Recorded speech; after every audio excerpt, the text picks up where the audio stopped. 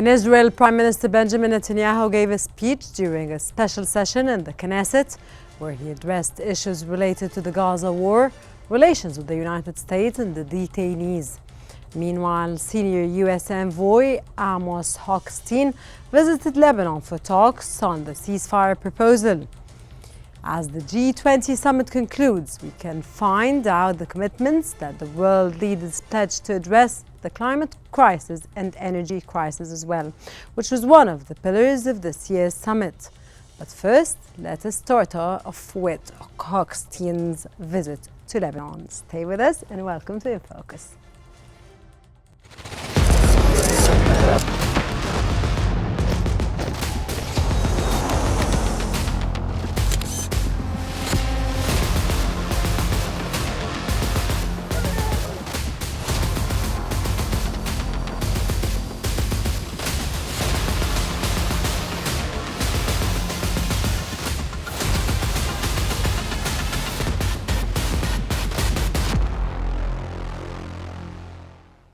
As fighting along the Israeli-Lebanese border rages on, senior U.S. envoy Amos Hochstein is visiting Lebanon for talks on the ceasefire proposal between Israel and Lebanon. Hochstein landed in Beirut after Hezbollah and Lebanese government reacted to the text in a positive way, but with lingering reservations. The administration of U.S. President Joe Biden is making a last-ditch attempt for a truce as the fighting escalates between Hezbollah and the Israeli military. We have a real opportunity to bring this conflict to an end. This is a moment. According to the Washington Post, Hochstein said during the talks held in Beirut that an agreement to end the war is within our grasp. He also said that he held very constructive talks with Lebanon's Parliament Speaker Nabih Berri, commenting that they have continued to significantly narrow the gaps. However, Netanyahu pledged earlier to continue systematically operate against Hezbollah even if a ceasefire deal is reached.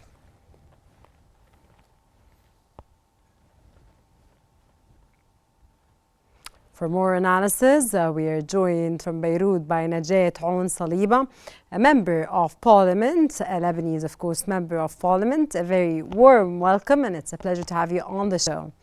Hochstein recently stated that an end to the war is within our grasp. How do you assess the chances for a ceasefire in the near future?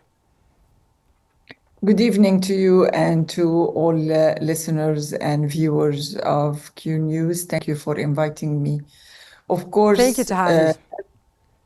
Every Lebanese living those massacres and the mass destructions that we are seeing on daily basis and even on hourly basis would welcome a ceasefire as soon as possible. However, having said that, we noticed that the talks or the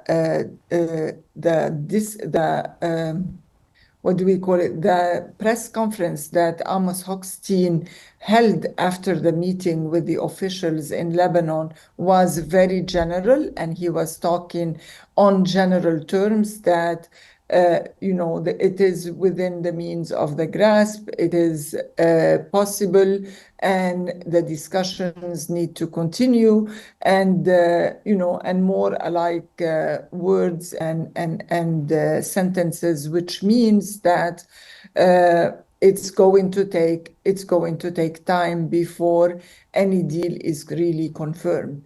And at the same time, we noticed or we heard Netanyahu saying that while those discussions are taking place, he would not stop bombing and striking Lebanon, and he said that all of these talks and discussions are going to happen under fire, and this is exactly what happened today. Netanyahu did not stop striking lots of places in Lebanon, and we heard also.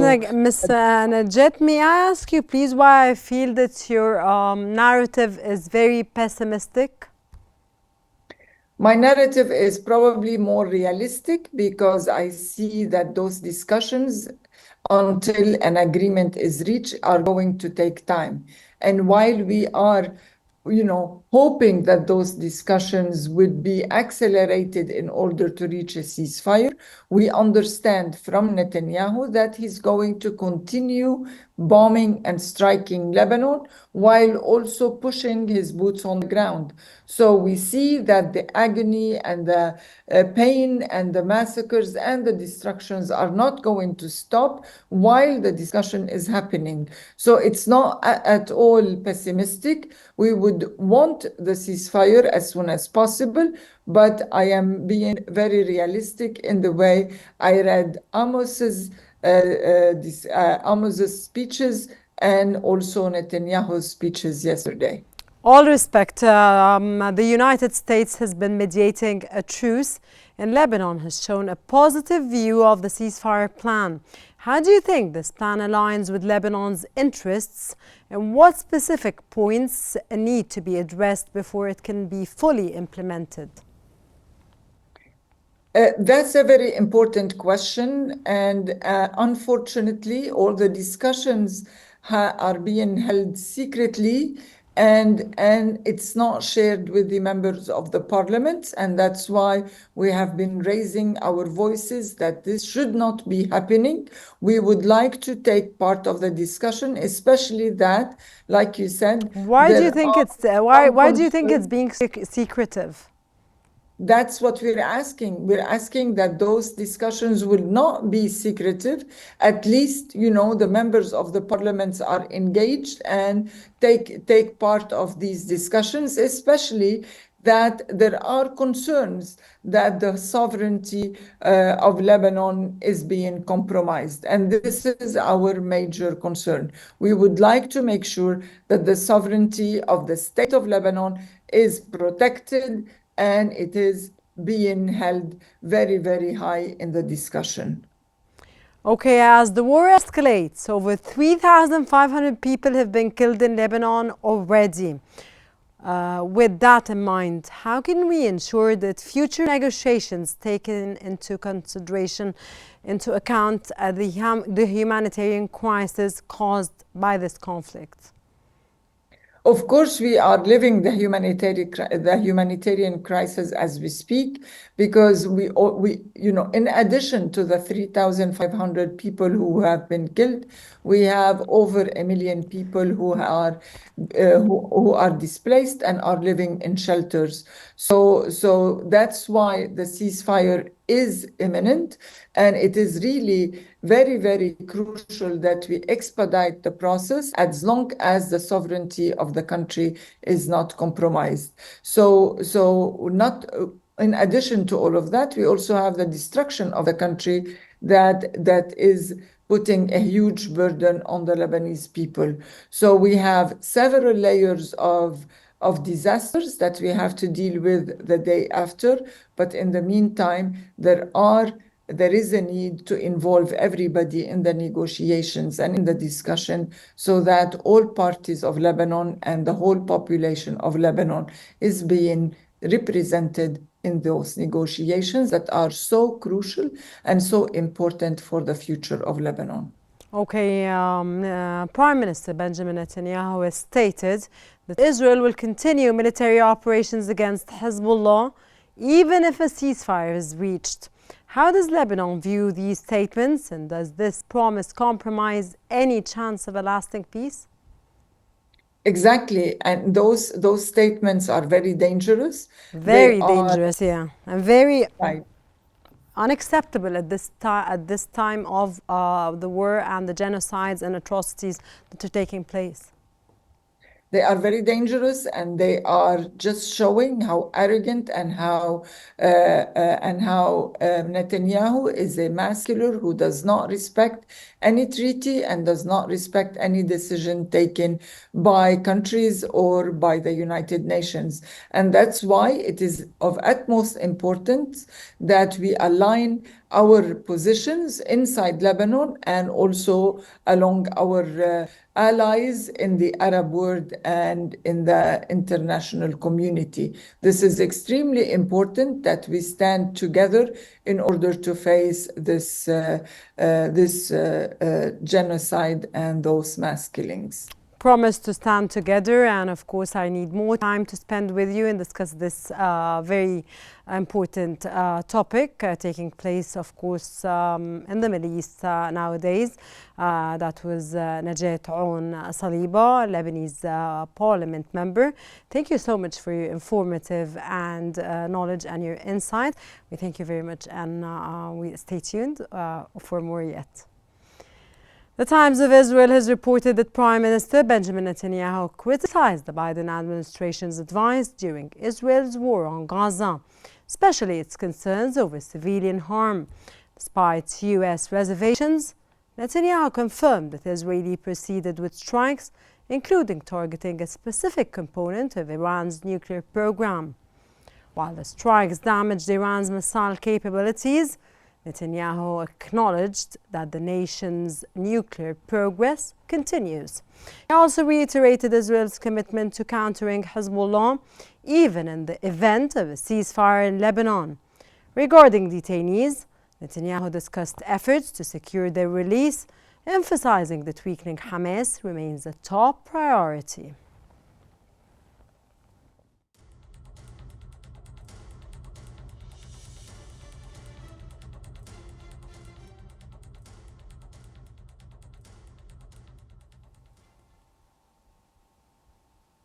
For more analysis, joins us now from Cairo, Dr. Ayman Shaheen, a political science professor. Welcome, sir, and it's a pleasure to have you on the show. Sir, Netanyahu has been vocal in criticizing the Biden administration's handling of Israel's military actions, especially in Gaza, or specifically in Gaza. How significant is this public rift between Israel and the United States, and what impact could it have on long-term relations between the United States and Israel? Good evening. Let us first mention that Biden administration, it is in its last days. It's about 2 months, and we will have in the United States a new administration led by Trump. So whatever the Biden administration will do, it will be actually, it will have no any effect on Israel. Benjamin Netanyahu is waiting for the new American president. We can say that he is his ally in the newcomer of the White House. So, sir, is it so easy for Netanyahu to change his narrative from Joe Biden, who has been his main ally, or Israel's main ally for the past year or more than a year, and the genocides and atrocities that are taking place? It's very easy for him to change his narrative, to jump to Donald Trump and the newly elected president in the United States. Is it that easy? Yeah, it is for Netanyahu, actually. Great. It is for Netanyahu. If we look to what he did during the last 14 months, we can say that Netanyahu played a great game, actually, and he worked to gain more time during the months of war, just to give a chance to Trump to win. Nobody can ignore that Netanyahu did his best to bring Trump as an elected president. He actually bought time and more time during that prisoner negotiations. He tried his best not to reach to a deal with Hamas by the Egyptian and Qatari mediation.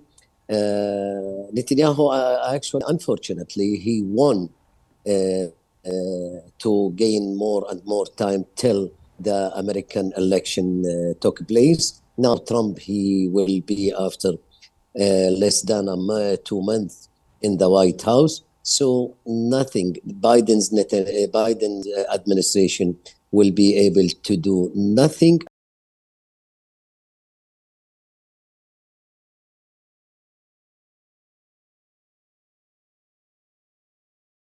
Netanyahu won't reach to any agreement, ceasefire agreement with Lebanon. He doesn't neither with want to Lebanon. reach an agreement, sir. He doesn't want. Okay, Yeah, sir, he doesn't. Netanyahu claimed that Under Biden, yeah. Netanyahu claimed that Israel's strikes on Iran's nuclear program have delayed Iran's nuclear ambitions, but have not stopped them. How do we read that in terms of the conflict between Israel and Iran, sir? Netanyahu, he is trying his best with Iran not to reach to that stage of Iran to be a nuclear power in the region.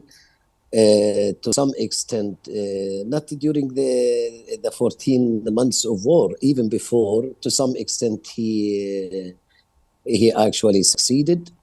What Netanyahu is saying about what Israel did against Iran in the past few months, it's up to him. Netanyahu is a big liar, actually. Nobody is believing him, even inside the Israeli society, among the Israeli public. He is considered Sir, it's worth to mention here that Iran also took revenge. Yeah, and Iran took revenge against him and then against Israel. And till now, we did not see a real Israeli reaction. It was 4 hours of Israeli actually strike against Iran. Nobody knows. There were no any information about what did actually the last Israeli strike against Iran actually, to which extent it affected Iranian capabilities regarding the missile capabilities or Iran's nuclear program. That's what Netanyahu is mentioning, that what Netanyahu is telling the Israeli public, that he did that and that and that. But actually, let us go back not even to Iran, to Lebanon. Where are the Israeli troops now? Israeli troops till now in southern Lebanon, in the village, is trying to attack the village close to the Palestine-Lebanese border. The recovery of the detainees remains a major issue and obstacle for Netanyahu, and he was never successful in, of course, this issue. What do you think Netanyahu's strategy is at this point for freeing the detainees, especially given the range of families who were repeatedly interrupting him during his speech? Netanyahu is not keen about the Israeli prisoners with Hamas. That the 14 months of war showed that Netanyahu is not interested in a real deal with Hamas to release the Israeli prisoners. Israeli prisoners are dying one after one. Every month there are number of Israeli prisoners were killed. Around maybe 60 to 80 Israeli prisoners were killed, according to the Israeli sources, official sources. Israel Sir, sorry, because I'm running out of time. That was from Cairo, Dr. Ayman Shaheen, a political science professor. Thank you so much, sir, for your insights and informative knowledge. Stay with us for another segment, dear viewers.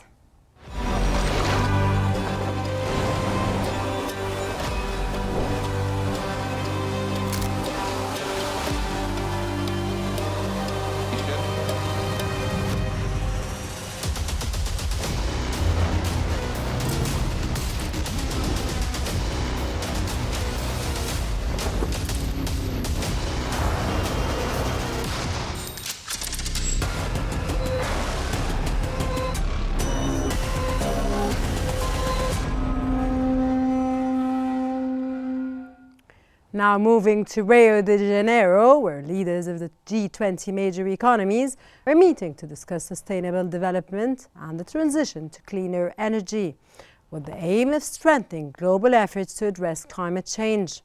In a joint statement, the leaders committed to securing a new financial goal for climate action, focusing on increasing climate finance to support developing nations.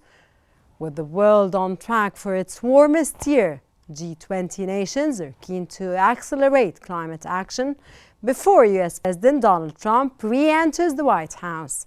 A day earlier, the host of the COP29 climate summit had made the plea for G20 countries to send a positive signal on the need to tackle climate change.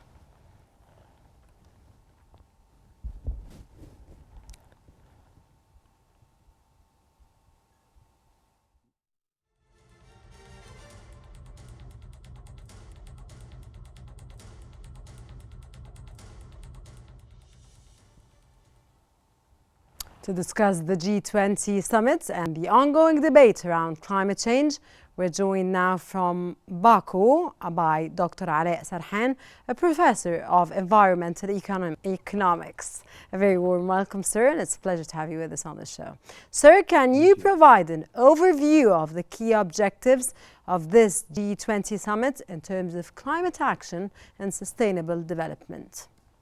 All right. So the Brazilian presidency of the G20 is essentially creating a task force that will be having its meetings throughout 2024. And the goal is basically to consolidate the outcomes of other working groups and more importantly is to look at the challenges of climate change. So I think G20 under the Brazilian presidency is going to be examining the current situation and what are the actions needed moving forward to tackle this very important economic challenge and existential challenge for the whole planet and humanity as well. Sir, it's a crisis. It's not an economic challenge as much as it's a really climate challenge, and it's really a big issue.